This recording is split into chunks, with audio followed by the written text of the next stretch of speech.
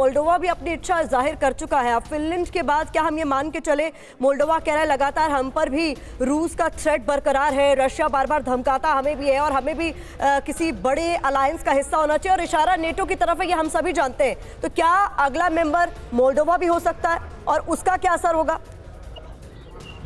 भाई देखिए, theoretically speaking तो हम ये कह सकते हैं कि भाई और बाकी जैसे मोल्डोवा है या और भी जो भी कंट्रीज रूस के बॉर्डर पर हैं, वो इस तरह की डिमांड कर सकते हैं। लेकिन एक्चुअली वेदर अमेरिका इन लोगों को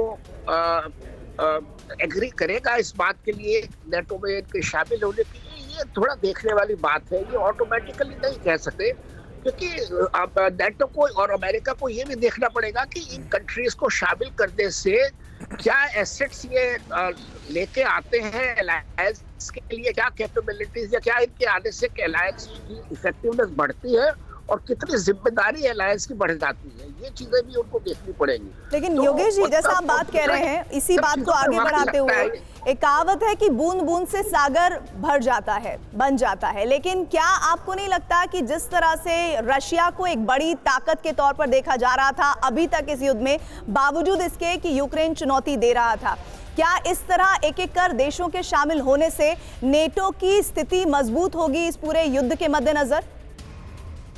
जी, नेटो की स्थिति बिल्कुल मजबूत हुई है, इसमें कोई शक नहीं है। और अमेरिका और उसके साथी मुल्कों का तो यही अब सोचना है कि जितना हो सके वो रूस के ऊपर दबाव बढ़ाया जाए और कोशिश की जाए कि ये वॉर जो है जितनी जल्दी से जल्दी खत्म हो, जिससे कि और खत्म हो इस तरह से कि वो यूक्रेन के पक्ष में हो।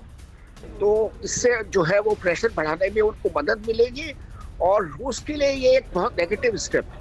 बिल्कुल। एम्बेसडर योगेश, क्या आप ये मानते हैं कि रूस पर दबाव बनाने की रणनीति पर जिस तरह से अमेरिका काम कर रहा था, ये अमेरिका के लिए दरअसल बड़ी सफलता है कि नेटो में फिनलैंड को शामिल करने पर न सिर्फ सारे देश रजामंद हुए, बल्कि अब कुल मिलाकर 31 देश रूस को आने वाले वक्त में एक चुनौती भी देते हुए नजर आएंगे और बगल का बिल्कुल देश फिनलैंड भी उसमें शामिल होगा।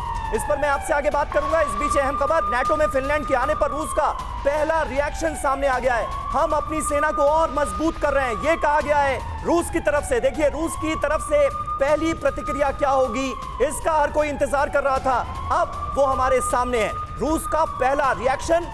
और रिएक्शन ये है कि हम अपनी सेना को और ज्यादा मजबूत कर रहे हैं। ये कहा गया है रूस की तरफ से सैन्य आपूर्ति के लिए बनेगा multi year programme. Yogesh ji, किस तरह से देखते हैं रूस के इस बयान को?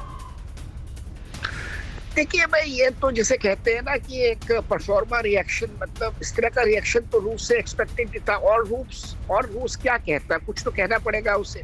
तो यही कहेगा कि भाई हम अपनी आर्मी को, अपने आर्म फोर्सेस को, अपनी कैपेबिलिटी को और मजबूत करेंगे। लेकिन यूक्रेन को लेकर जो तेवर नजर आ रहे थे तकरीबन 1 साल पहले, जंग की शुरुआत से पहले, वैसे फिनलैंड को लेकर नहीं है। हाँ, मतलब देखिए, ये जिसे कहते हैं अमेरिका और उसके साथी मुल्कों के लिए एक बहुत बड़ी सफलता है और रूस के लिए एक चिंता का विषय है। इसमें कोई डाउट नहीं।